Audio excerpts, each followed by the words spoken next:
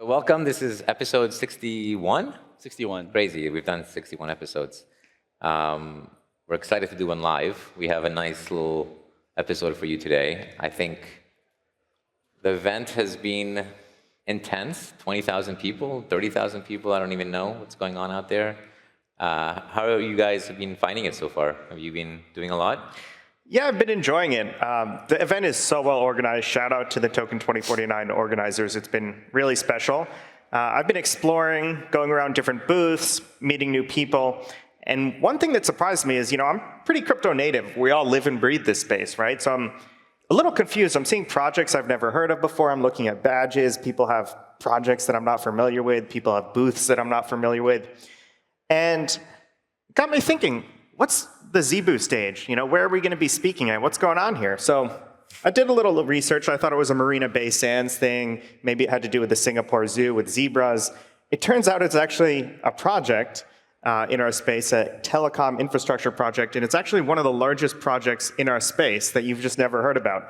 It's ranked number 7 by fully diluted valuation at a $24 billion FDV, which is pretty staggering. So real honor to be at the Zeebu stage, and thank you guys for coming to listen. Who's ever heard of Zeebu before? Anyone? We got one. There you go. Do you work at Zeebu or no? You guys don't work at Zeebu? What's the project? Is it a DePIN or what? So it's decentralized telecom. Okay. I'm not sure how far along the development roadmap you could say they are, but It's a $1 billion valuation. Yeah. So. yeah, it's a big one. Yeah, very bullish. People don't know it yet, Oh, the FDV is 23 billion? $23 billion FDV. It's 7th biggest project in our space by FDV. Wild. All right. I mean, for that kind of FDV, they should have put some some fruit baskets for us. We should get some. A watch for coming on stage. Yeah, the Rolex. Yeah. But speaking of what's happening in the markets, let's talk about Binance's recent listings. Recently, they've been posting all these different tokens, notably Baby Doge, Nero, Turbo. If you don't know what Nero is, if you know Dogecoin, the original dog, Kobosu, he unfortunately passed away, and everyone was speculating on who the new dog is going to be or what the dog's name is going to be. And as soon as Kobosu's mom announced, the dog's name, everyone started pumping, through Pump Fund, all the dog coins, and I think there was dozens or. There were a lot of people ready for the death of this dog. This is so sad that so many people are waiting for you to die. As soon as the dog died, everybody was already waiting for the name. And the name came out, and just Solana coins, Ethereum coins, both exploding. Yeah, do you know the story, Qiao? The Nero? Yeah. It went it got listed on Binance, and then it went from 15 million to 150 or something. Might be at 300 now. 300 now? 50, yeah. So I think Zach put it pretty nicely here. So he says, we've come full circle. So there was an OG Nero, and it became the Cabal Nero. And after the Sex Cabal listed 2 Neros, so they listed a different Nero for perps and for spot. And they both became the Cabal Nero because they're both on Binance, even though the Kobosu owner states all Nero coins are grifts to begin with. So there is no official Nero. And if you go to CoinGecko, the Binance one that you mentioned is Nero 3. I don't know, you can't see if you look at the URL, they just put Nero-3. So apparently Binance chose Nero 3, and we have to listen to that. This is the other one. This is the Nero 1, I think. Got listed on perps, and this is the one that I have a little bag of, and not the right one, apparently. So I chose the wrong Nero. So that's what I get for trying to dabble into meme coin land. So what's Binance doing? Why are they going about this? Are they just trying to find smaller cap projects, or is there something nefarious going on? So if you guys remember, there was the big backlash against Binance for every listing being 90% down. For the first half of the year, everything's been down. And they have some people trying to listen to customers, and they're saying, low float, high FDV is the cause of this.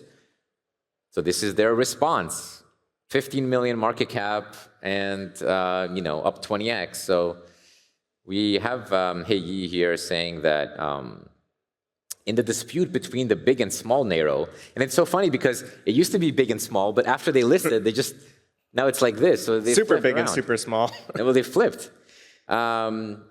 She thinks that this is anti-Wall Street movement, and the tokens are concentrated, and people want anti-Wall Street. So I think they're trying to list things that will not be low float, high FTV. Is that the solution? Yeah. So, but this one, Nero in particular, is the most head-scratching token listing I've ever seen in the history of crypto. I don't get it. I agree. But in general, do you guys know when was the last time a serious coin got listed on Binance? Do you remember?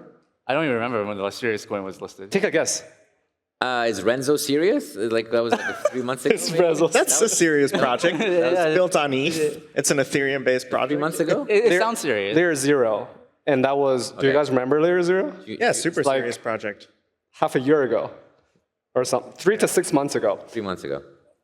And basically since then, Binance has been listing only meme coins, right? Like Popcat a month ago, and then earlier this week, 3 meme coins on the same day, Nero, Turbo, Baby Doge.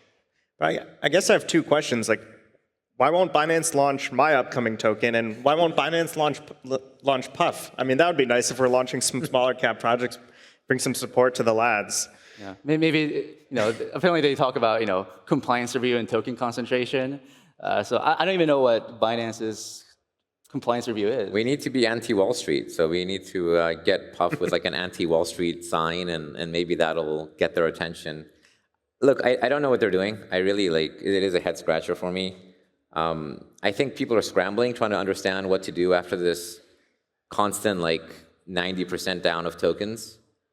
I have been thinking about what we can do about it. I generally, my hot take of the day is I think that we should not really have these fixed supplies, because it creates a very unstructured opportunity for founders to either, they have 2 choices. Either, you just throw everything out at the beginning, so you have this big airdrop, everything's decentralized, and then you have a problem incentivizing community or even the founders.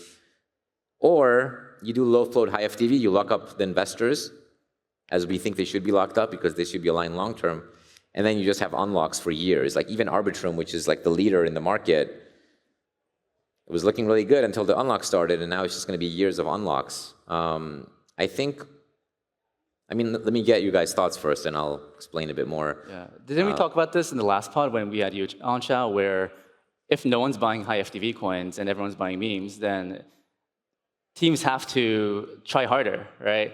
You mentioned that was a positive externality of the meme coin season. Yeah. Do you want to expand on that? Well, so I think the game has fundamentally changed in the sense that it used to be the case that you can just play the hype and marketing game and get listed on Binance, and that was the game. But that playbook doesn't work anymore for the very reason that we just discussed, which is the moment you get listed on Binance, the price drops, and then everyone gets hurt.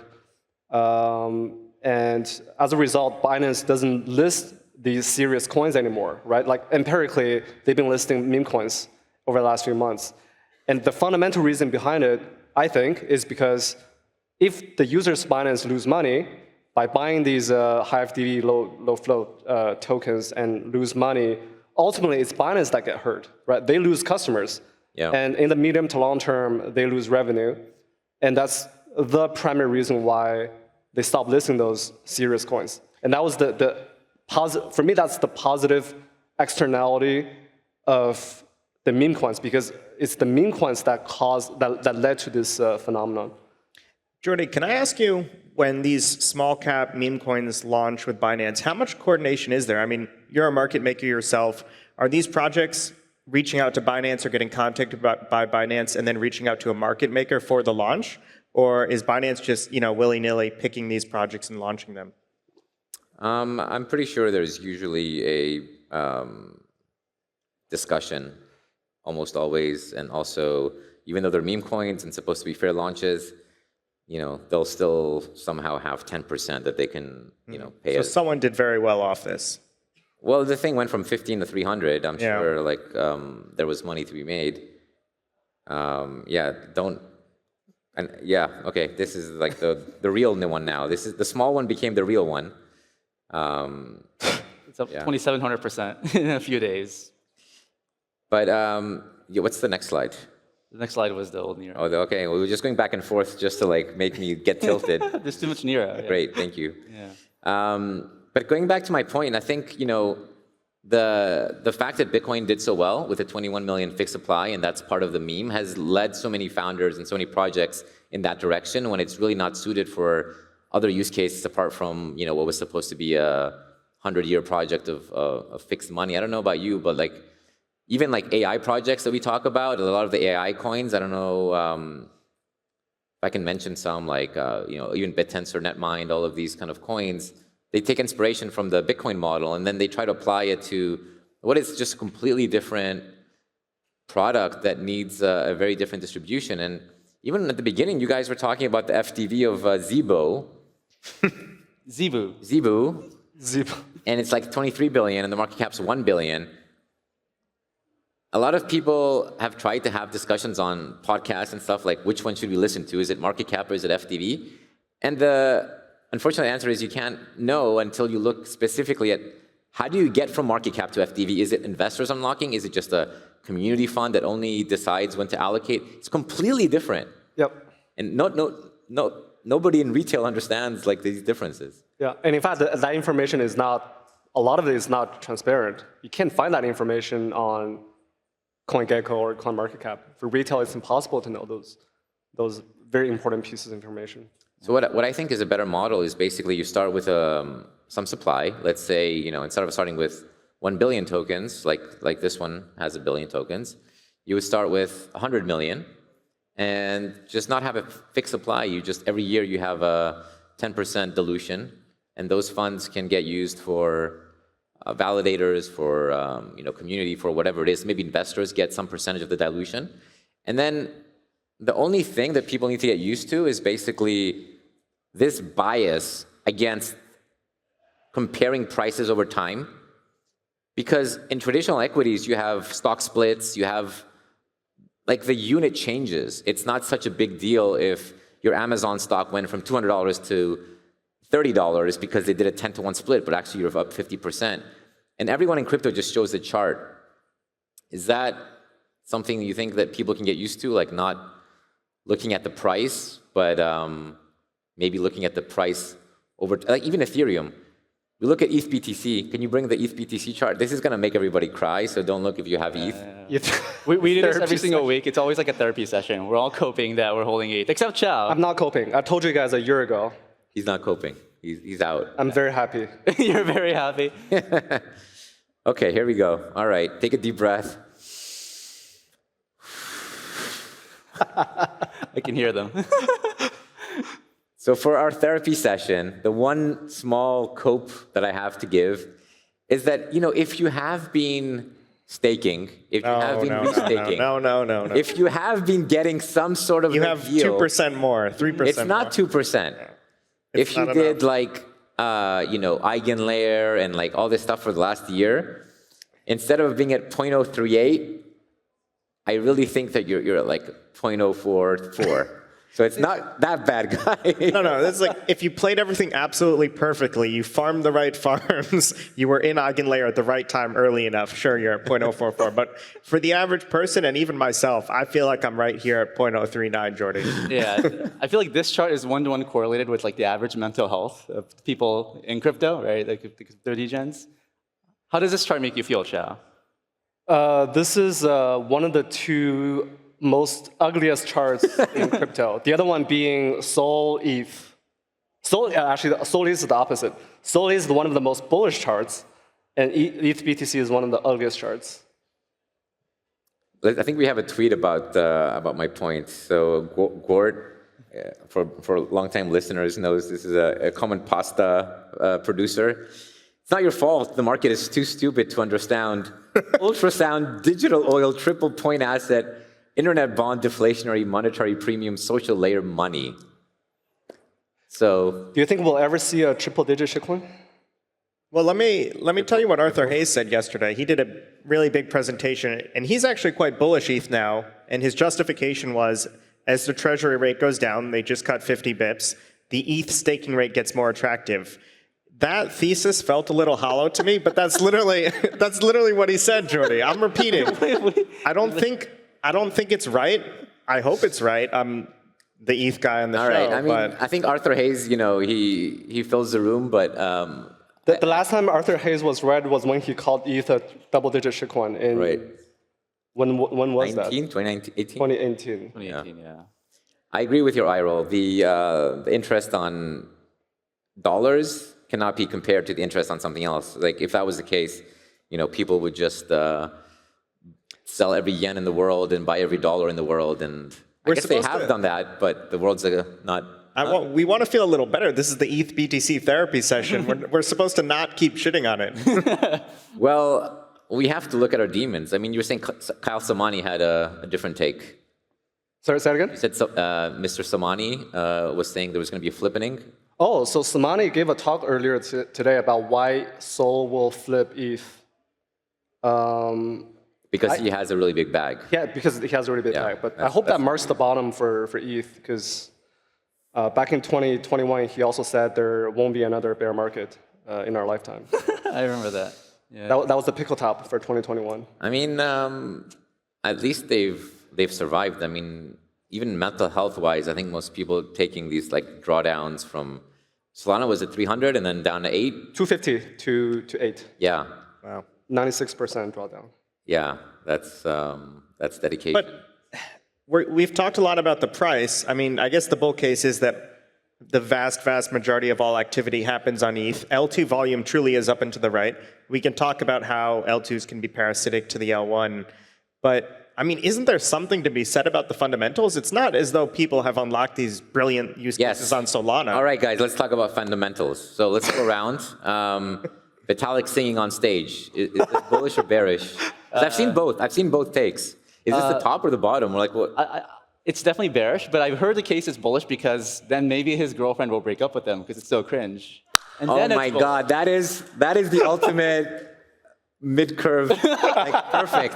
You got both together. What do you think?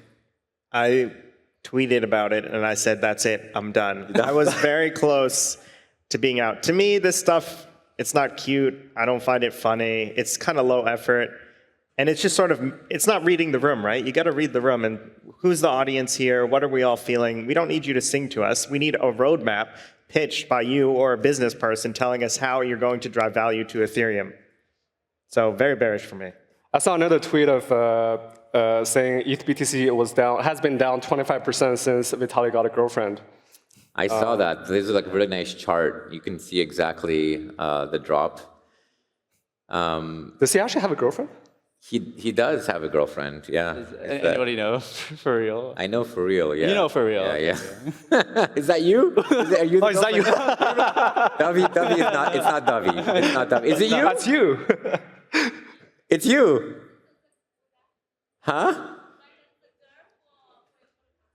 For our podcast, no, for Vitalik. Are you willing to? No, okay, we don't good. need girls Okay. for Vitalik. Okay, because maybe we could use a second girl to like interfere and mix. A love triangle. Yes. This is called activist investing, right? We have to change the chart so activist investing could work. Yeah. Are you willing to participate? No. Okay. Okay. Have you seen the Vitalik picture? Are you sure you're not willing? Okay. All right. Which picture, Jordan? Moving on. Yeah.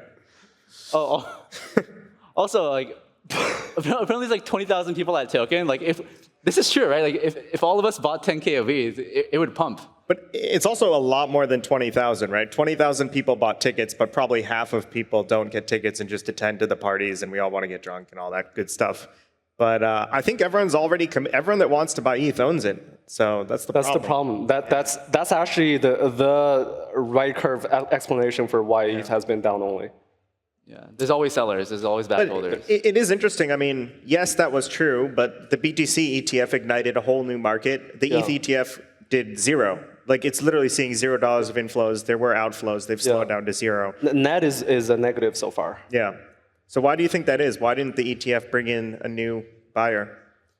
Because the Bitcoin brand name matters. Like the second mover people don't remember the second mover. Like you guys know Kleenex, but what is the second facial tissue brand? You don't know, right? So for retail, for normies, I think it's probably the same thing. I also think I'm a big Solana bull, but I don't think the Solana ETF will do well either, for the same reason. You don't think Solana provides like being a little bit earlier as a service? Earlier, it's the future. That's sort of the narrative they could spin. It's not going to work. Yeah, I doubt it. Yeah, Jordi, you have thoughts on Solana, right? It's been underperforming for the past couple of days. You wanted to talk about this particular tweet here? You know, the market just keeps like tapping this 127, and it's bounced thankfully like yesterday. But I love this duck. He's just, what's below 127, Sol? What's below? We won't find out yet. We don't really know. Of course, we know the private round, when FTX were selling through Galaxy was around $84. So there's some gap still between any of those people being underwater. But yeah, there's something below 127. But did those unlocks start in March, is it, of next year? Something like that? There's a huge unlock in March, and kind of goes from there. But there's a big cliff around there, so we'll see. I think, I mean, people made the same argument when Sol was at $15. There was a big sell pressure. Yeah. Was it from FTX or Alameda? I can't remember. And then it ripped from 8 to like 160. Yeah, I was super mid curve. I fell into that. I was like, oh yeah, the supply, so I'm not going to buy. And then it just ripped from 20 to 100 in like 2 months. Yeah. I guess for you, Jordi, I'm curious. Can I think about these unlocks as like the bigger the market cap and the volume of the token, the more it's priced in? So for instance, what's happening in March with Solana, it's such a big asset in our space that can be priced in, but a longer tail asset unlock can't be? Or how should we think about that as investors? I think you look at it, unfortunately, as a percentage of market cap. So Celestia, for example, has like 100+ % unlocking. And, that's very meaningful no matter what, because the people that we're going to buy already bought. I'm underwater. You're stuck in Aave. Huh? You're stuck in Aave. I'm staking Aave, yeah. You're staking unstaking everything. Staking? Unstaking? What are you doing? I'm staking Aave. What's the yield? 8%? 6%? 5. Why? In case they do an airdrop. But aren't you locked for a couple of weeks so you can't sell? There's a 20-day on-bond period. What? But I'm a mid-curve. My Celestia is still staked. Yeah. I still believe in the airdrops. Yeah. I would unstake that. Not financial advice. It's okay. The VCs are shilling Celestia right now, so Yeah. yeah. But Jordi, can these 100% unlocks be priced in, or you just structurally can't? Definitely not, in my opinion. I think 0% chance. It did price in a little bit last cycle, but it was because FTX and Alameda were like hunting stops purposely, just like hunting people that were shorting. They could see in the books, in their own books, that they were shorting, and like you had these like bullish unlocks. I don't think that we have an actor that will bullishly unlock. We do have some people trying to do it with Celestia now, so it's interesting. We had negative funding rates, and Celestia has been pumping, but the unlock hasn't happened yet. It's in October. I really don't think it's going to pump through everyone selling. It's impossible, in my opinion. It's interesting that the shilling happens right before the unlock. Would you expect anything less in our industry? No. That's how it is. I think it's a mistake. I think let it unlock, let people kind of distribute the tokens to their long-term holders, and then, be bullish. Right. Trying to do it before is just giving people that want to cheat it an opportunity to do it at the highest price. And those are the people you don't want to, anyways, help. But see, a little bit of this is making me bullish, Jordi. By the way, who's a listener of Steady Lads? Can we get a show of hands? All right, good group of people. Okay. If you guys have been watching since, I think, December, Jordi, I don't want to put you in the hot seat here, but me, Justin, the ETH guy, was really taking a deep dive in Sol. I was like, wow, it seems pretty undervalued relative to ETH. This could be a big buy. And we were talking through it on the pod where I get most of my brilliant ideas. And Jordi, you had told me about the unlock schedule, presented the same thesis here for TIA, and of course the opposite happened. Is there any risk of that in your mind, or is Solana sort of a unicorn, a special case? I mean, people who follow me for a long time know I'm often early, too early. Like the ETH merge bear case. UST. I laid out very clearly as we talked about last episode, and it took a couple of years to play out. The Solana thing is even worse because I've been pointing out this March unlock when it was, you're right, I was way too early. It was like $20. it's going to be 6 times as big now because the price is 6 times bigger. So before I was talking about who's going to buy 500 million. Now the question is who's going to buy 3 billion. And maybe like there will be people who buy it. What percentage of the market cap is being unlocked? Or is it That would be 5% if it's 3 billion. It's probably like 4%. over what time period? It's a cliff. It's a day. 4% Yeah. of Solana is going to get unlocked in March. Yeah. It's over. It's over. Really? All right, you're right. He's going to sell, guys. Not Solana. But Jordi, can't they structure a new deal, give someone another discount, keep pushing this out, or no, it's coming? This was not a deal from the state. This is the actual deal that I think they did with SBF and the huge bag that Alameda and FTX had, Yeah. which is now being given out to funds who have bought it for $83. Yeah. Well, I think we're getting somewhere productive here, and this might be a little pro-ETH, but we've got the Sol bear case. You were long Sol. Okay, Sol might be having some trouble coming up. I don't see it's Sol versus ETH. I don't know. Yeah, Sui's got some buzz at the conference. They threw a great party. That's cool, cute. But if Sol underperforms a little, is everyone going to go back to ETH? Do I have a shot here, or what do you guys think? No. No. So what? You just buy BTC then? That's it? BTC and PopCat. BTC Okay. and PopCat. What's PopCat? Just It's the best cat. It's the best cat. But it's not the cat that Ansem likes. Ansem likes the other cat. Mew. Why is PopCat the best cat? I don't know. It's cute. Okay. Cute. You're getting some alpha guys. Yeah, he was early to wish. So Are we still early to PopCat? No, it's 800 million. WIF is only 600 million. Yeah, it's only 600 million. So 10x from here, I would not be surprised. It's okay. okay. All right, let's move to the next slide. You put out a tweet in July, and then you repeated very recently. You think that all-time high decisive by end of year. Is this regardless of the election? I think it's. Yeah, I would say it's regardless of the election, but the election will make a big difference, right? Like, over the night of the election, we're going to see a 5% move. 5%. 5%. We had 5% last night. Like it's just Oh, we did? Oh, but that was JPOW. JPOW. Yeah. He ripped the shirt The off. only person who matters more than Kamala Harris and Trump is JPOW. Okay. It's 5% move, 5% up if Trump wins, 5% down if Kamala wins? How are you thinking I about think it? so. Okay. Yeah. Maybe between 3 and 5%. And you came out, because of all of your portfolio companies, is very publicly pro-Trump, is that correct? No, none of them is publicly pro-Trump, but a lot of them are making very important business decisions based on who's going to win. Mm-hmm. So like they're all like, if Trump wins, I'm going to launch my token. Kamala wins, I move to Dubai. That kind of like literally that like verbatim. Wow. Makes sense. This election matters for crypto for sure. For crypto in the U.S. For crypto in the U.S. Let's go to. You have another very hot take. I was asking Qiao what his hottest take is. I don't know if you guys have seen this tweet. We're in Asia right now, so this is going to be very non-consensus. People hated this tweet.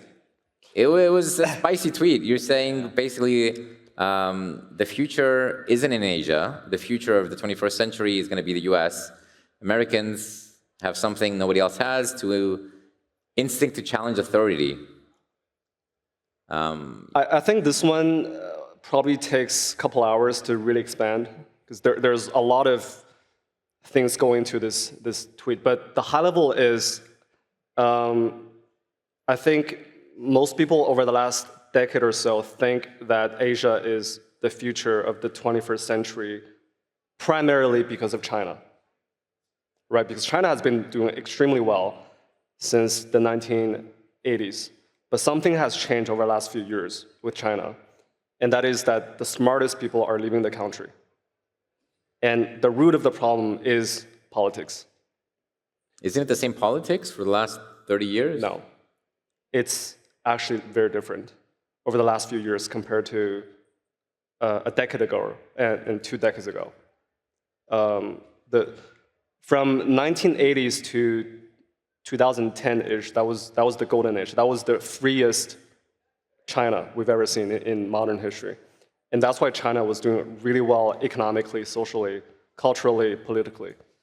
The last few years, something fundamentally changed, and the smartest people are leaving. You don't see the smartest people leave the US.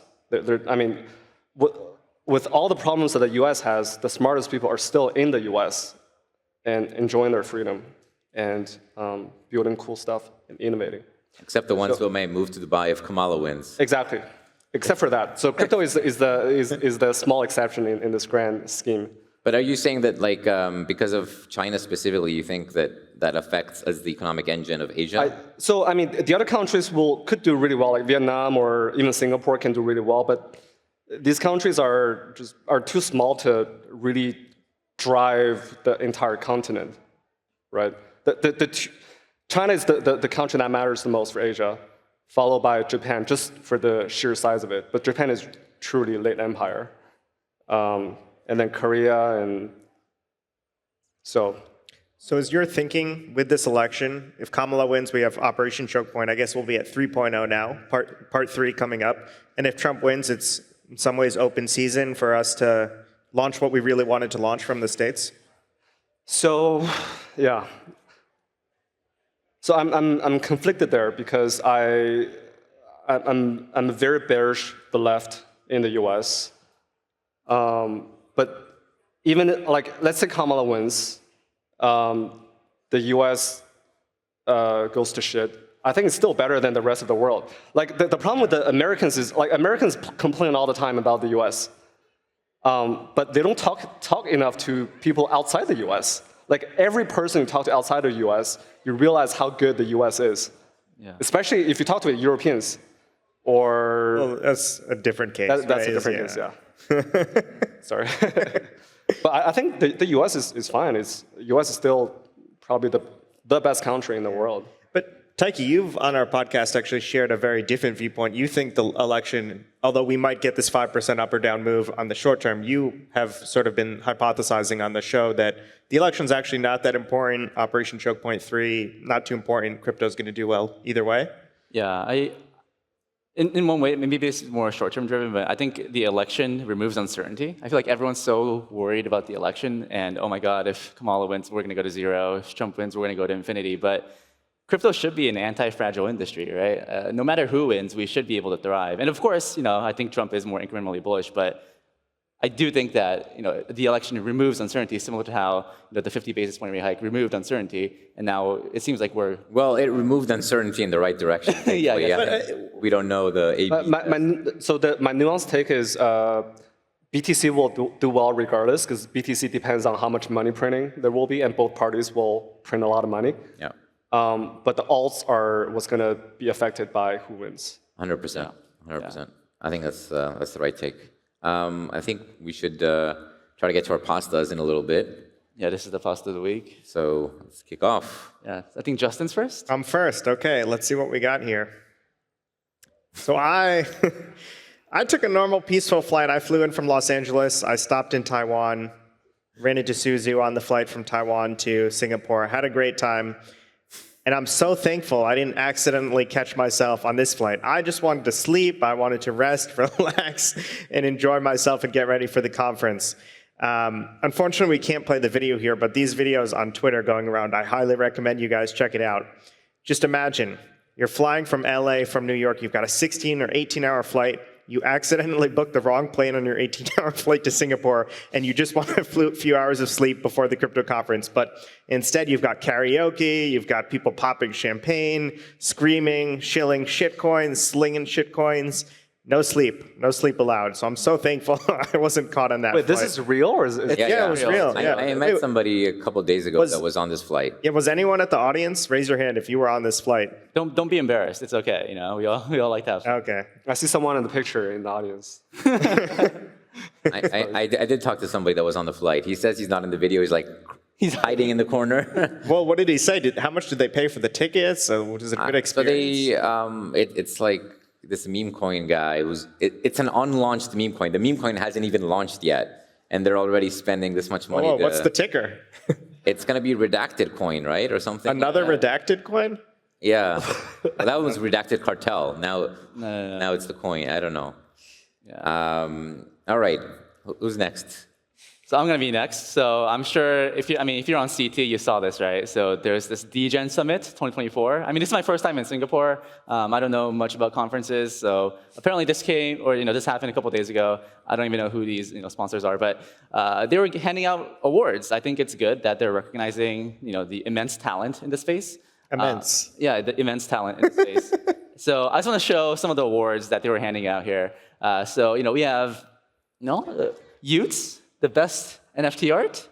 All right. BitBoy, best video content creator. And I guess I haven't been paying attention because I didn't know Avalanche was pivoted to a layer 2. That's layer 2. That's layer 2. Wait, what? Avalanche is becoming a layer 2? No. Like they gave out an award for best layer 2 to Avalanche. Mistakenly or just jokingly? This actually happened. This is serious. Wow. Yeah. Mario as our KOL. I thought the KOL was the Professor Crypto guy. The Professor Crypto guy was the best YouTuber. Best YouTuber. Best paid show. Yeah. Okay. Qiao, you've really been off CT, huh? You haven't been seeing any of this? I wasn't on CT for the last week. I just tweet, but I don't read. He's locked in. You're locked in. I'm locked in. You're locked in. Yeah. I feel like this is so this industry is so unserious. I was like, you know what, fuck it, maybe I can get an award, right? The most encrypted 2024. And actually, seriously, I saw this DJ and something, I was like, what the fuck is this, right? So I went to the website, yesterday, and they literally took it down. They wanted to hide all evidence that this ever happened. You know what's funny, Taiki? If you go back to that last picture, I saw you tweet that. It was like I was jet lagged. I was kind of confused. You thought it was and I'm real. looking at it, and I actually had to look at the aspect ratio of Taiki's picture there and see if it lined up with the borders of the projection. I thought it was fully real. I was like, wow, Taiki, you got a really nice award. Congratulations. Were you jealous that you didn't have a chance? I was a little jealous. I wanted the best right curve award, but I'm holding ETH, so maybe they're going to throw me back to the left. I still can't believe that guy who made the 3x3 put me as a mid curve. I'm still hoping from that. They had me as the far right, most intellectual lad, right? Yeah, I was the mid curve. Yeah. All right. Yeah. That's a strong pasta. That's going to be hard to beat. Yeah. So I think next is Qiao. So you want to talk about this? Everyone knows this. Vitalik was singing on the stage, and there was. Who watches soccer here? Who's a soccer fan? Only one? Two? Oh, okay. Three, four. This one is really sad because Messi is my favorite player of all time, even though I really respect Ronaldo. But last year was when both Ronaldo and Messi were at that age where they just can't handle the competitive nature, like 90 minutes of playing time anymore. And in this game, Messi got injured, and he was crying. And a few days later, Ronaldo was crying as well because they got Portugal got knocked out of the Euro. That was the end of an era for end of an era. That was actually the end of the era for because this Ronaldo and Messi shared the stage, and they were the two most dominant players during the last 20 years. That was the saddest time during the last 20 years of soccer. And then what's funny is, so when I first saw this tweet come across my feed here, I looked it up and I just saw the headline Vitalik singing, and I didn't even let myself click it. Yeah. I didn't need to hear it. I've seen this before, and I was at my hotel and I just slumped back into my chair exactly like that. It's spot on. This is like an end of era kind of moment. Yeah. It is end of era. End of an era. So for everybody on audio only, it just says ETH holders watching Vitalik sing, and it's the sad picture of Messi. Yeah. Either the end of the era or beginning of another era. Yeah. You're singing. BTC just hit a 3-year low, and you're singing. It's like all the ETH holders, myself included. I just shook my head. I was like, why do I still hold this? All right, let me round up our pastas. So obviously we had Jay Powell last night, and people on crypto Twitter were very eagerly awaiting. And we have a Pepe here by Rec Diomedes. He's writing a letter in this old-fashioned style. Dear Mother and Father, the gerontocracy is about to start cutting the rates of interest. I am hopeful it shall cause my magic internet coins to ascend steadily in an upward trajectory. Yours with love, Anon. I just thought this was a beautiful piece of poetry, art, Shakespeare. Very wholesome, Jordi. Very wholesome. Yeah. Very wholesome. Yeah. That was a little weak for a pasta, though. Is Not it? trying to- Guys, okay. I didn't hear a chuckle. Not one chuckle. All right. Let's see. We're going to do a live... We'll see if this works. We'll see if this works. So please take out your phone, and you can vote on the pasta of the week. Yeah, so I have to go to the next slide to let people vote, but I'll give people a minute to pull this up. Are panelists recommended to vote, or? Oh, you got your phone out? I'm going to civil this. Oh, it's too big. I can't get it. All right. I'll Is it working? Everybody, is it working? Yeah. Yeah, okay. All right, I'm we'll give gonna everyone go. a few seconds, yeah? Okay, I'll wait like 10 more seconds, and then I'll go to the next slide, and then people can start. We got a couple of phones still. Yeah. All right, guys. So he says my pasta's the worst. Maybe let's get a few All right, votes to rub it in. So to recap, Justin was the airplane karaoke. I was the DGen Summit. Qiao, end of an era, and the beautiful poetry. Beautiful poetry. A little piece of poetry. Shakespeare Pepe. Shakespeare Pepe. All right. Let's fucking do this. Everyone's at 0. What's going on? Yeah. Oh. Yes. Oh. Okay. Coming in. Come on, guys. God. Vote orange or yellow for Justin. Okay. I'll share Wow. one more alpha if you guys vote. Oh, it's No. Okay, That doesn't count. What's this? Wait, he's bribing. Okay. Yo, what? Fuck. Oh. Oh, wow. It's close. Is it done? We need a few more. Wait, there's definitely more than what. Can the camera guys, can you guys like give a couple votes? I need 5 votes. Well, it's Oh, like, yes, we're getting there. It's like a perfect symmetric. Wait, I literally had objectively the best pasta. How am I coming in last? That's ridiculous. I disagree. No. It's very close. It's very close. Wow. Okay, we have to wait a couple more seconds. It's like getting within. It's getting within 1. Is this not the most wow. fun talk you guys have been to at Token? It's interactive, right? It's the best talk in the entire event. Yeah. Yeah, we're- Worth So flying for. we will have a couple minutes, by the way. Let's get some audience questions while this finishes. Oh, wow, what? you just got overtaken. Okay, well, you have to share the alpha if you win. I think we have some mic runners. If anyone has some questions, we have 7.5 minutes, so we can go through a couple questions. There's 54 votes now. There's definitely more than 54 people here.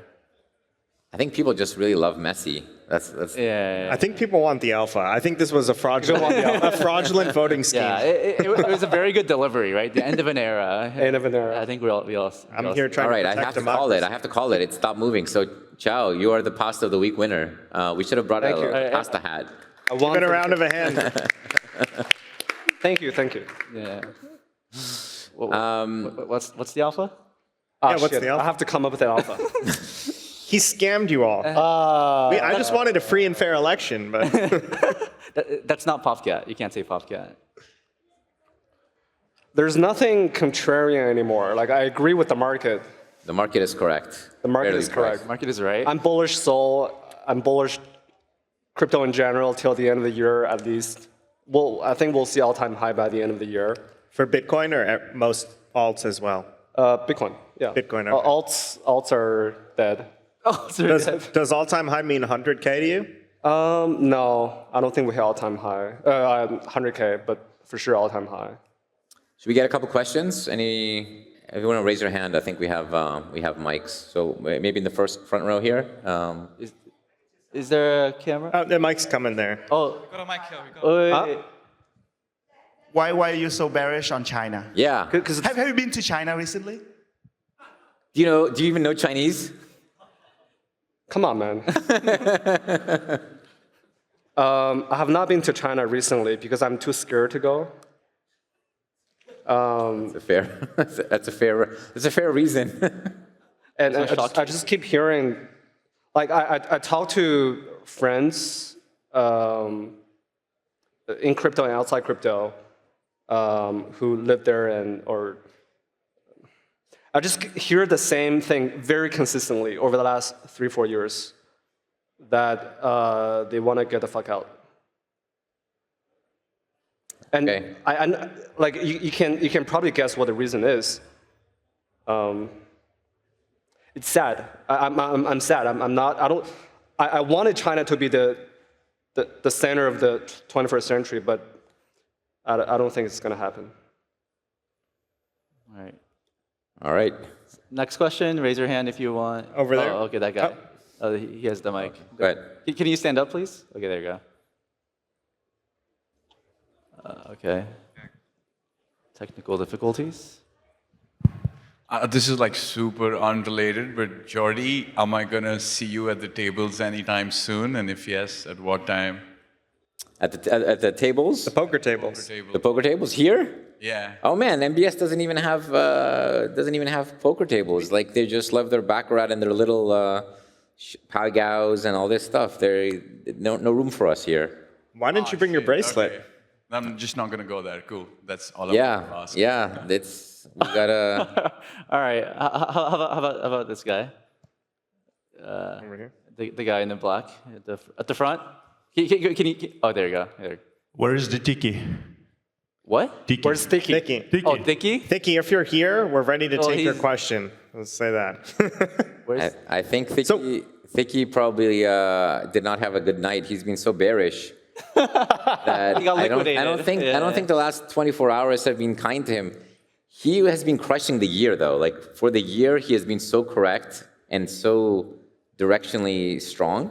But I think the last 24 hours, he's probably trying to. He got liquidated by JPOW. Like J-Pow. So he liquidated GCR and then J-Pow liquidated Thicky. But- So that's. He did make an appearance. We did a meetup. A lot of you guys were there 2 days ago, and Thicky was there shaking hands, meeting all you guys. So it was really good to see him there too. Yeah.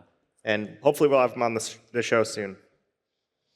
Next. Oh. Hey, hi Taiki. You've talked about DeFi a lot.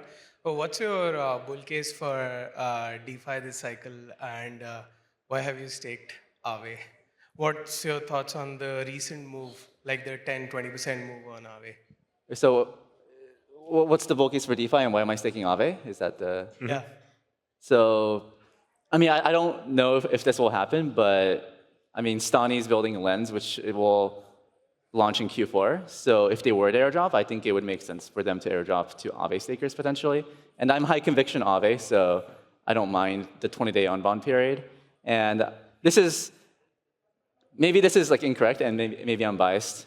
And of course, I shouldn't bet my chips depending on like what I want to happen. But I think the market has strayed so far on the pendulum towards financial nihilism that I think it makes sense for the next leg to be driven by fundamentals. And I think DeFi has the best product market fit. Most DeFi tokens are uninvestable. I think 99% is like complete vapor. But I think the ones that are high quality category leaders, I think they can do well. And that's why I like Aave. They have like 70% market share. Uniswap also good. But yeah. Can I give you the bear case for DeFi? Yeah, please.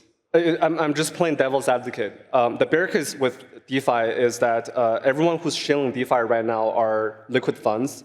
And right now, the major DeFi coins are basically PvP between those big funds. Like literally, like I've been going to meetup events, and a bunch of liquid fund managers have been coming up to me saying, "Oh, like I love Aave. I liked your thesis." And I'm like, dude, literally half the liquid fund managers that I talk to own Aave. I feel like the rotation has already happened. I don't really know who's next. That's right. And the retail, they're playing Popcat and Mew and all that stuff. But we got to give Taiki a lot of credit here because he is like the quintessential activist investor. He's posting his theses. You're meeting with Vitalik tomorrow to tell him why DeFi is so important. Like Taiki is grinding. He is locked in. He is trying to make the DeFi renaissance happen. So credit to you for that. Yeah, I'm gonna tell Vitalik to break up with his girlfriend. Just kidding. All right. Thank you, guys. Thank you, Qiao, for doing this. We really appreciate it. And thanks, guys, for joining us. Bye, everyone. Thank you.